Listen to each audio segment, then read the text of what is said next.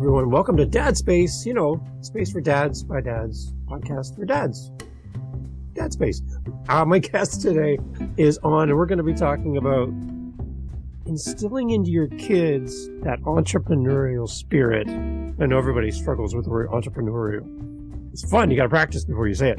But instilling that spirit of creating something, seeing your kids come up with an idea, and as a family, creating something special with some legacy and some lessons learned. My guest, Patrick, is on today. We're going to be talking about something him and his family have come up with, which is amazing, but also getting Patrick's dad's story at the same time.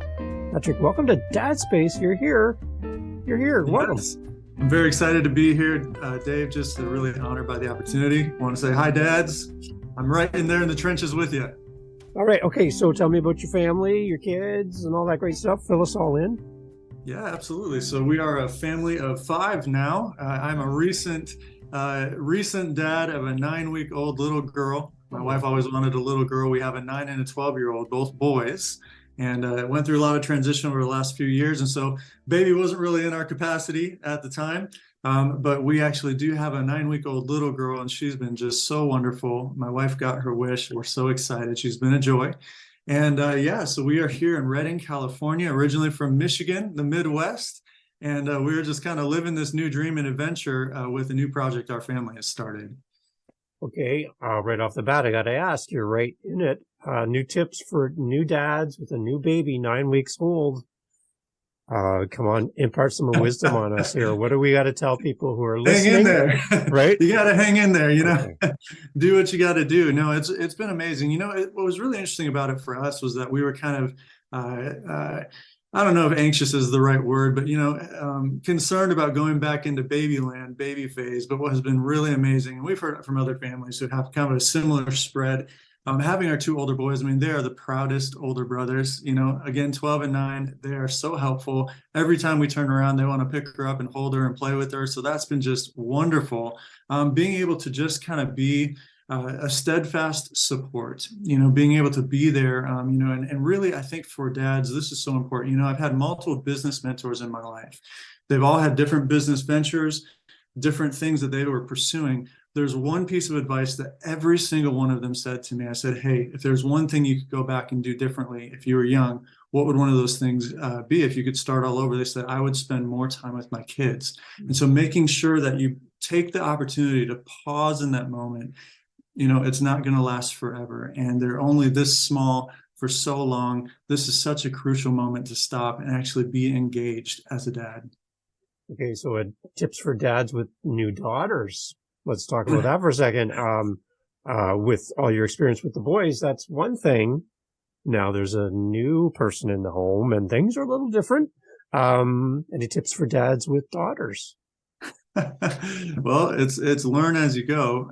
For me, we've been in boyland for so long, multiple years. But my wife has just been overjoyed. Obviously, there are things to learn, but I say relish the moment. Just take it in. Soak in that moment. And I think right now, especially when they're so young, it's hard to really, know everything about their personality. You're still kind of learning who they are. And for us, I think just being able to, again, be present in that moment, especially when they're this small, and just take it in, man. One of the biggest joys I think I found as a dad, my 3 kids are all now adults. So I'm in a different phase of my dad story. But going back to when they were born is the thing that as a human being, the one thing you can do is create legacy, and then to name a human being, to give them that name when you've known them for X amount of time, when you finally finalize that name, right? Yes. That is like one of the biggest things I think people don't acknowledge, is that you are forever, that person is going to carry that name that you and your wife together agreed on and name that person. Yes. Like, who gets to name a person? Like, right? And like you said, they carry that forever. And it's something that, it's not that we have to portray the identity of the name that we're given. Right. But there's always purpose behind it, and I think that as a parent, again, that being one of the most impactful and crucial and important decisions that we can make. This was the first time my wife and we actually did a home birth. We've never done a home birth before. Wow. Our first two were both born in the hospital. And that just to say in itself, if you're a dad and you're, maybe you're discussing with your wife, you have a new one on the way. A home birth was just a really special opportunity and experience for us. So we definitely highly recommend that. But two, this was the first time that we actually did not name her immediately. We had a few names that were kind of in the case, ready to go. But we actually took just a moment, again, just pause, let her personality and let that moment sink in and be able to really kind of, I don't know, just simmer and gravitate on what it is that you're feeling like you're really drawn to with her as a human being. Like you said, she just came into the world, or he just came into the world, and what are they going to carry on their life? And being able to just kind of pause in that moment and let it settle in. There's no rush to make that decision. Right. Yeah. It's amazing. And then, yeah, it's so cool that you have that opportunity as a parent to be a part of probably one of the biggest decisions that you'll ever make. Right. Oh, absolutely. And lasting power of that. And yeah, it's great. So absolutely. Awesome. Congratulations. Thank you. That's amazing. Wow. That's really great news. I'm so proud, happy for both of you, and the family sounds like they're doing well. So that's great. So let's talk a little bit about maybe some of the dad mentors that you've had over the years that you have learned from. Anyone come to mind where a lesson has been gleaned and you're like, I'm going to put that in my home because I really value the example I see from this particular dad? Anything stand out for you? Oh, there's so many, and starting with my own dad. My own dad was just very intentional to create a path and show, I guess, his support in one, believing in us and empowering us to pursue whether it was passions or interests that we had, being able to make room for us to choose and to make our own mistakes along the way and to learn from those lifestyle experiences. I would add to that my father-in-law, who, was very much the same. We lost him due to COVID just about a year and a half ago. But he just modeled such a playfulness, even in his older years, where he was our boy's best friend and always kind of the biggest kid in the room.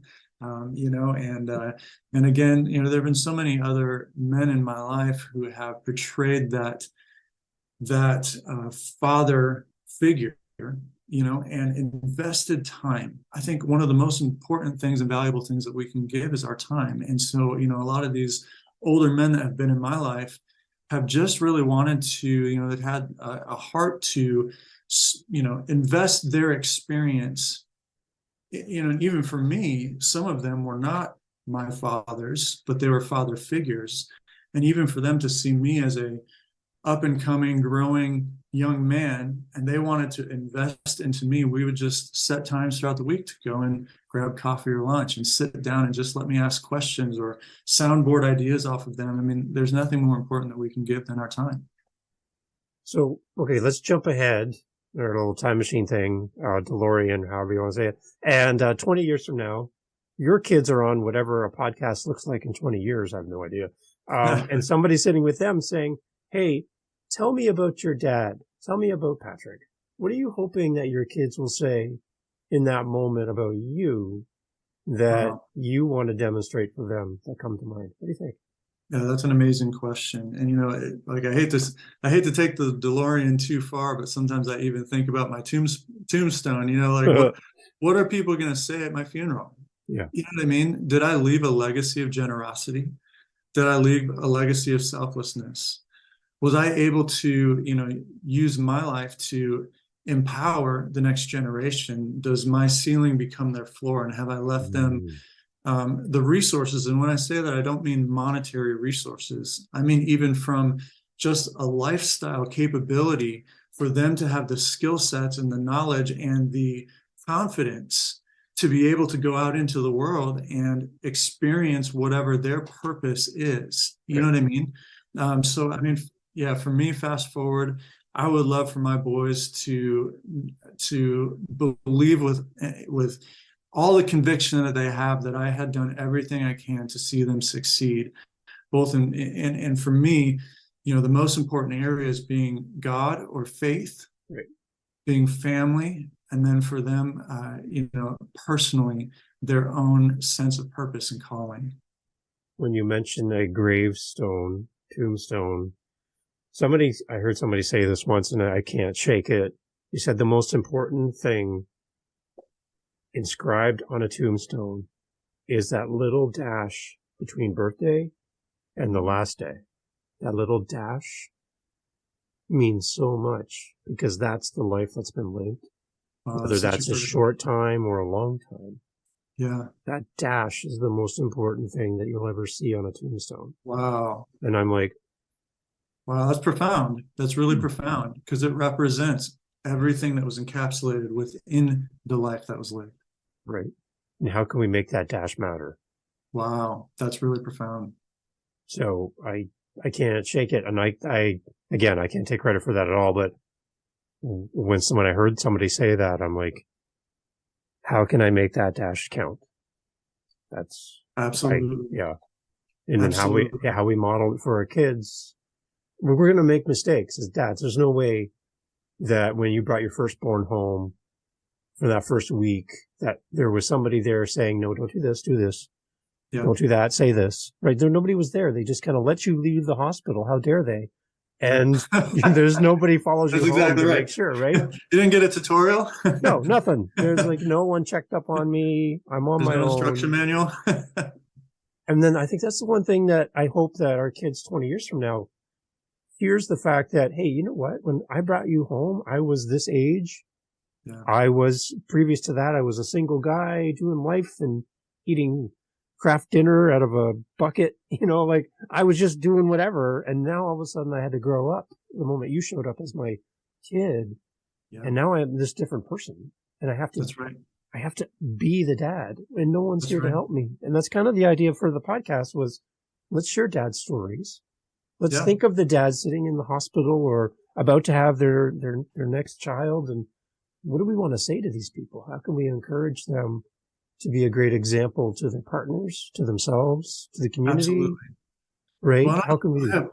I've always loved and been so impacted when I have heard from sons who have said, my dad was my best friend, you know, and they cultivate that relationship. But in the midst of that friendship, there's also like the leadership aspect and being able to kind of walk in that balance. Even for me, the difference between my 12-year-old calling me dad or calling me bro, you know, it's like, hey bro, you know, let's go out and do something fun, or hey bro, I really need you to follow through on the instruction that you've been given, you know, like being able to teach while at the same time enjoy each other's company and walk with them and have those life experiences together.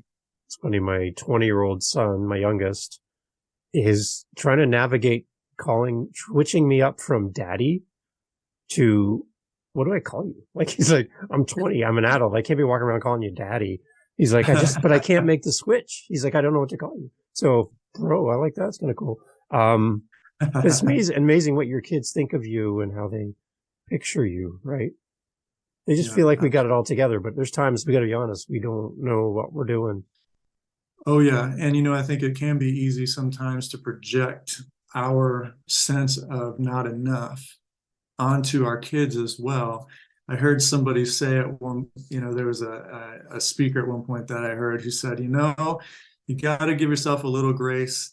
You might see like or feel like things are a mess right now, but trust me, you know, they're going to turn out better than you think, you know. It's like in those moments when you feel like you're failing, you know, as a dad or as a husband or whatever it might be, you got to give yourself a little grace. It's going to turn out better than you think. Yeah. And if you feel like you're failing, fail forwards, don't fail backwards, and learn Absolutely. And grow. And yeah. So, okay. So the one thing we alluded to at the beginning, we talked about when we first started the episode, was that your family is very entrepreneurial and you guys are down a path as a family with a very unique idea that came from your kids, which I'm Absolutely. amazed. Can we talk a little bit about what's going on in your home? Because Oh, yeah. this is exciting for me. I like this. Yeah, absolutely. I love if our story could inspire others. You know, what was really incredible about the whole experience is, again, it did spark as a family conversation. And the whole idea was, my 9 and 12-year-olds, who were 8 and 11 at the time, they just kept coming to myself and my wife, mom and dad, saying, "Hey, is there any way we can earn extra money around the house?" And that was kind of a crucial. It's like, that could go in one ear and out the other, but how do we have our radar up when our kids are motivated towards something? It could be a goal, could be an interest, like to really, again, pausing in those moments and hearing what they're saying and not moving on too quickly, but finding a way to partner with them. And so for us as parents, we really wanted to engage with that and lean into that motivation, even if we didn't exactly know how to do it at the time. Well, what did we do? We sat down and had a little brainstorm session. Pretty simple, just take a moment. So we sat down and, we talked about, hey, well, how about lemonade stand, mowing lawns, washing cars, raking leaves? What are we going to do to empower you guys? Because even my 8-year-old had these big goals. He wanted airsoft guns. He wanted to buy himself a personal computer. It's $250, $350. It's like, okay, well, birthdays and Christmas aren't going to cut it anymore. We got to find a way to empower these guys. And so one of the ideas that we had was, well, what if we take a look around the house? We've got hundreds of toys, a few of them just lying around, because you guys have aged out, you've lost interest, or you just want something new. We understand that. Well, why don't we look at the old toys that you have, find a way to sell those toys in order to help you make some money that you need to achieve this goal? And so when we started kind of looking into that process, what we realized was that, there are great platforms for this, like Craigslist, Facebook Marketplace, eBay, and Amazon. My wife and I use them all the time. We love flipping things on Facebook Marketplace. However, there's just no way that we were going to allow our 9 and 12-year-old boys to browse or to communicate with strangers on those platforms. They're just not safe. Thank you. Even from the browsing standpoint, you could go in and search for something generic like furniture, and you'll end up seeing these tiles of targeted, irrelevant, and often inappropriate ads. There was no way that we were going to let our kids navigate that space on their own. And so what we started doing is kind of having conversations, families around us. Does anyone else know of a tool that we don't know of that can help us do this? Because the key was we wanted to partner with our kids, but we didn't want to do the process for them. We actually wanted to teach them through the process and help them learn how to do the process and empower them to engage with their own goals. And so that's where we had the idea of, well, what if we could build a platform, which would be an app where kids could buy, sell, and trade toys under complete parental supervision. And so that's what we're going after.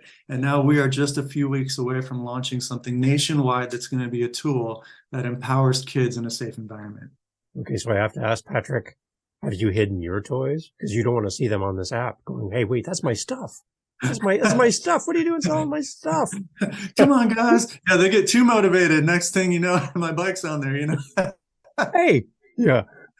Wait a minute. Okay, so tell me the status of the app. What's going on with this? Yeah, absolutely. We are just a few weeks away from going live. So we have been in development stage. Yeah. It's been really wild. So to give another bit of our backstory, and actually none of our family had any background in tech. So we had no idea where to start, literally no idea. And so what I ended up doing is I signed myself up for YouTube University. There's so much resource out there today. Right. There is basically no excuse not to start, not to find your way. There's so much resource available. And so I went to YouTube and I found a few tutorials and I taught myself how to build a beta version of an app on a no-code platform called Adalo. It took me a couple of months to learn the databases and how to customize everything. But we built something that we could share with friends and family. And what we ended up doing was we were invited to pitch that beta MVP on a show similar to Shark Tank. It's called What's on Your Napkin. It's a tech tank where a venture studio had this show and they said, hey, you may have a valid service or an established product or a company, or you might have something just chicken scratch on a napkin. We'd love for you to pitch us your idea. And if we like it enough, if there's enough opportunity on that idea, we'll take you through due diligence. We'll walk you through validation, and we may even offer you a co-foundership. And so out of about 5,000 companies who have applied to pitch, they have only co-founded, I think, 130, and we're one of those companies where they said this idea is off the charts. There's such a need for this, and it's way bigger than just selling toys. There's so much greater impact opportunity available. And the two words that really come to mind for me are benevolence and education. And even in our education systems, the idea of teaching financial literacy, it's almost non-existent. So how do we empower our kids with a tool where they can actually learn these life skills? So we just went after it. We started with what we had in front of us, resources like YouTube, and we took step after step after step and just stuck with it. Okay, so what is the launch date for this then? So we're looking right now, as long as we don't hit any other detours in development, probably mid to late April, we could be live.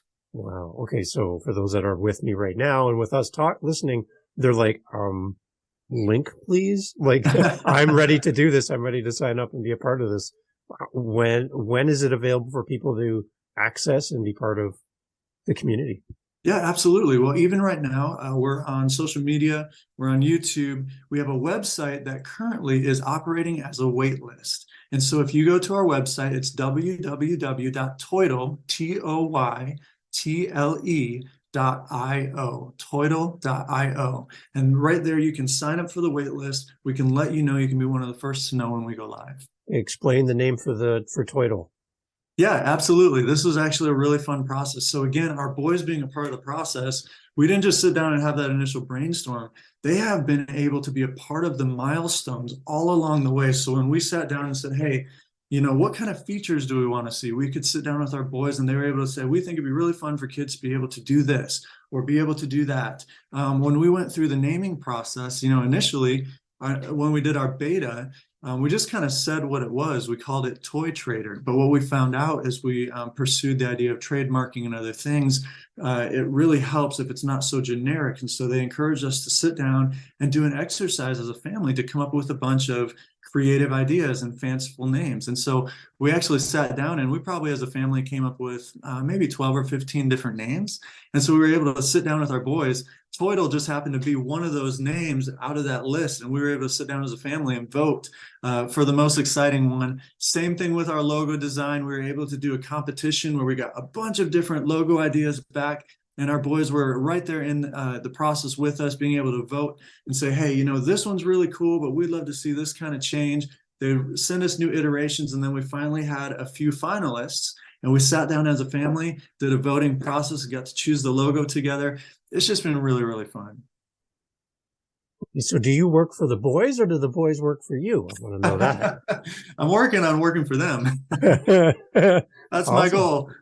Good. Well, okay. So tell me, how do you keep your kids engaged in the whole process of creating the app? It's exciting at the beginning, but sometimes kids' attention kind of, a little bit. Are they still active? Are they still enjoying it? How do you keep that fire alive for them as they go through the process? That's a really great question, and it's not necessarily easy. I would say it's easier said than done, especially at their age, with their attention span and all that stuff. Just like you said, what I've had to do is try as a dad to navigate both their personalities and their interests and their passions and find the right moments to pull them in and say, hey, this is a great moment for you to re-engage. Why don't we sit down? Did you guys know that we just got the wireframes back? So now we can see how everything's laid out. Would you guys like to sit down together and look this over and let's talk about how it looks and how it feels?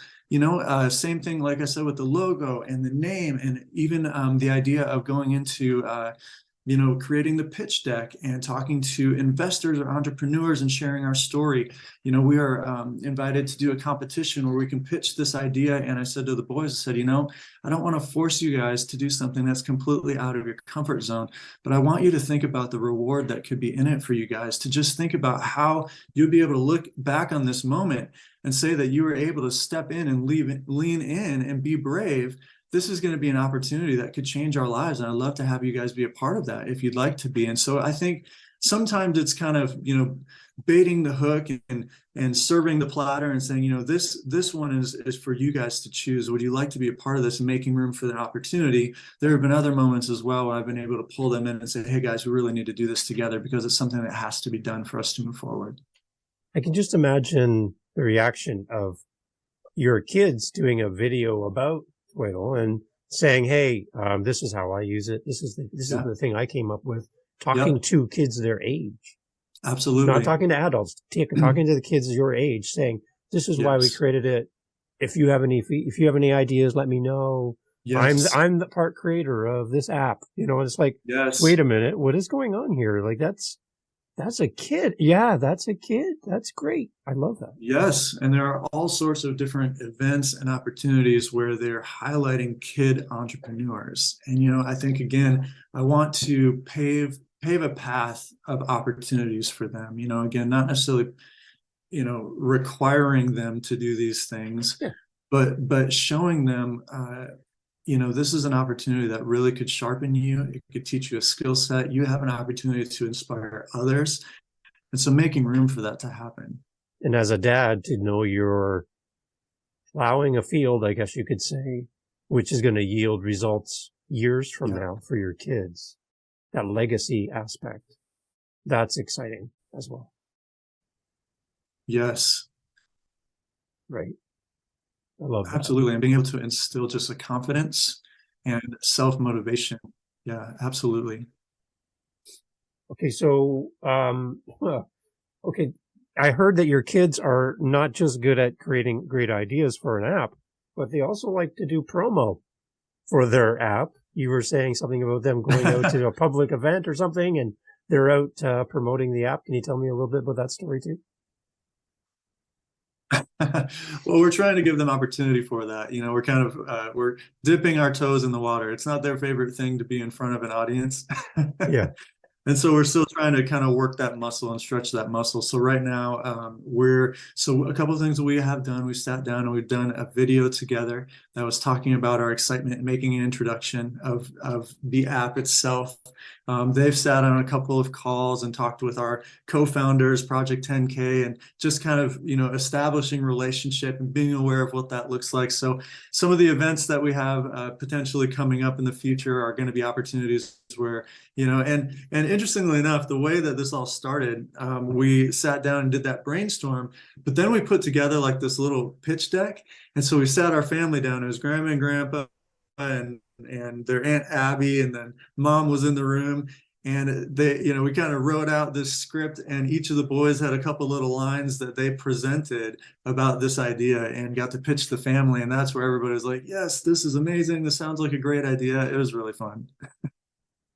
It's amazing. It's amazing. Okay. So, I think that's one of the big lessons that you touched on at the beginning too, was teaching our kids about finances, how to be good stewards with our money. All of that is missing from our education system. And I love the idea that you're creating those lessons early for your family. Yeah. How else is this app going to help teach our kids about finances, about being good stewards? You have anything else kind of in the background in your mind that this app is going to do beyond selling a toy? Oh, absolutely. I think it's, and kids' number one language is fun. And the number one way that they learn is by doing. Right. And so I think the only way that we can really empower them to engage in these skills, a textbook with black and white pages isn't something that they're going to do on a Saturday. And so it's like, how do we get them engaged? Well, if we can gamify the experience, if we can create an energetic, community where, and this is what I think as well, if their best friend has his Pokemon cards listed and another one is listing their Nerf guns, another one's listing their bike or their video games, guaranteed they're going to jump in. Kid to kid energy, I mean, it's explosive. You know what I mean? And so being able to kind of synergize on that and look to the future of saying, how do we empower kids to stay engaged? Well, one, I think this is a revolving door. Toys continuously come and go, so they're going to be able to practice these skills on a residual basis. And it's not just the buy sell aspect. They're going to be able to practice communication. Right. They're going to be able to practice goal setting and achieving those goals. And then once they sell that toy and maybe they earn some profit, well, what does it look like to take that profit and now partition it to different things like sharing or spending or savings, and being able to learn that along with their parents, along with their friends, I just think there's so much opportunity. I don't know if you've thought about this. Maybe you have, maybe you haven't. Are there ground rules about how soon a a toy can be listed? My point is Christmas morning or birthdays and all the wrapping papers being put away. I can just imagine them on their phones, like listing these new toys they just got. They're still in the box. And you're like, Oh I'm going to my post God. this on my app. You know, and grandma and grandpa, they're like, hey, come on, what? Yeah. Is there any listing their rules new about that? listing their new socks on TOYTLE, right? No, is it okay? Like, you have any guidelines for them? Hey, you know what? If they're motivated and the parents okay it, I say go for it. There you go. I can flip that and I can make that. You can just see them like, I am Yeah, dollar exactly signs. right. So I love that. That's great. Okay, that's amazing. We're definitely going to have links to all this great information for everyone. For our listeners, we have a global audience. Can you tell us where the app is going to be live right at the beginning? Absolutely. So we're going to launch in the US. The reason we chose to keep it a little bit more focused in the beginning is so that we can really focus on building a dense user base, testing and refining the app. And then, of course, this is the type of product that I think can have a global footprint. And so our intention is completely 100% to launch into the global marketplace, whether that's the UK or New Zealand, Canada, you name it. This is something that we could see really making a huge impact in families all around the world. It's a tool that's, I think, relevant for families all around the world. We all have the same problems, our basements and our attics and our garages and our storage closets and you name it, our landfills even are full of clutter, just a bunch of toys laying around. We all have these toys. Well, let's take advantage of the opportunity and let's empower our kids to do something about it. It's very smart. And I love the lessons you're teaching your kids in an indirect way and a direct way. You're empowering them to be good fathers and leaders and adults in their future as well by just following your example. So we talk about legacy and how important that is. You yourself as a dad are doing that with your kids, which is absolutely a lesson that, again, you're not going to learn that in school. So absolutely.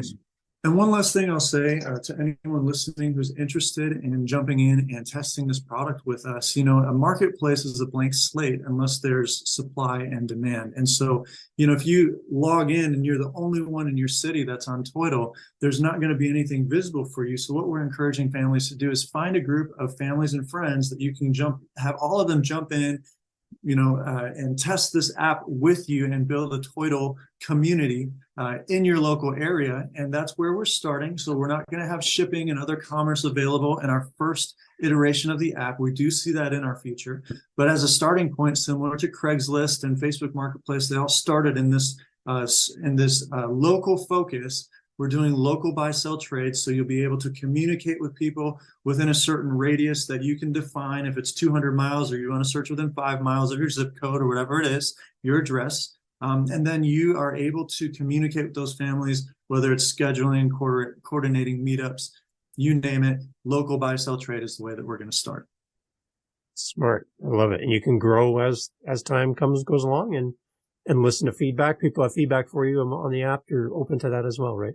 Absolutely. And just to reinforce how we are creating a safe experience for kids, we decided to go all out on the safety measures from the standpoint of how do we protect our kids from stranger danger, irrelevant or targeted content. We are going to launch with 0 ads, 0 sponsorships until we can create an ecosystem that we can link with relevant, safe products for kids. Secondly, every incoming and every outgoing message is parent approved. So the guardian creates their account first. Nice. The kid's account lives under the guardian. We store none of the kid's data on our platform unless it's under the guardian's profile. And every incoming message goes to the guardian so they can see, if my son lists his bike and he receives an inquiry about that bike from a stranger, that message comes to me first, and I can ensure that the content is safe, and then I can approve for my son to receive that message.